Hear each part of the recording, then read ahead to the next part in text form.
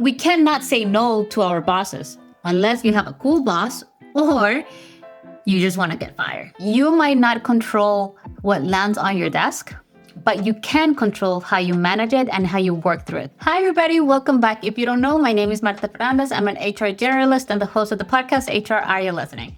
And today I'll be sharing 3 tips of how to manage additional work or side projects.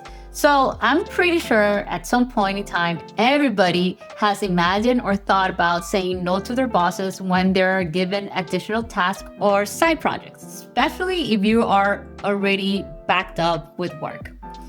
So we cannot say no to our bosses unless you have a cool boss or you just want to get fired.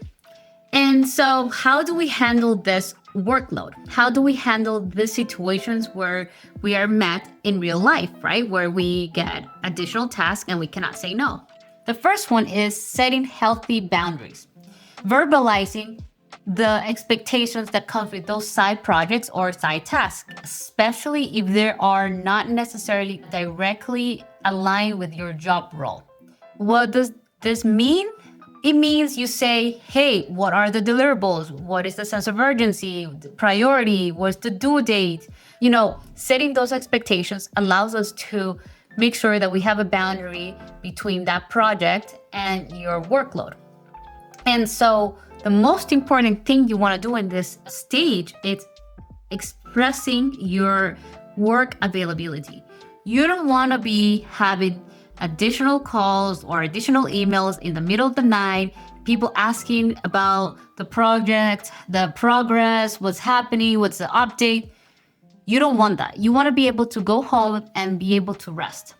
Avoid having homework or taking homework to your house after work. Healthy boundaries mitigate that by saying, hey, this is the expectation, this is my work availability, and this is when you're able to find me. The second thing is making disclaimers. The disclaimer is very simple. Hey, boss, I'm able to do this project. When is it due? If you want it for tomorrow, then I have to push back all these projects, all these tasks that you asked me to. So why this is important? Because you're setting expectations of what is happening with your other responsibilities. Just because you get a side project, you're not gonna stop doing your actual responsibilities. So that sets the tone because you also have to protect yourself. If they ask you for your actual responsibilities and you haven't had the time to get them done, there's always a trade-off when it comes to this type of situations, right? Because time is limited at the end of the day. The last one, this last tip is for you. Be able to have an open communication with your boss or your colleagues that you work on in side projects or side tasks. You want to be able to be proactive and communicate if there's any delays or if you need to readjust any expectations on the project. Especially if you thought that you're going to be doing a project within 2 days and it's going to take longer now. This is for you, for your own sake. Don't wait for people to come knocking on your door and asking you for an update.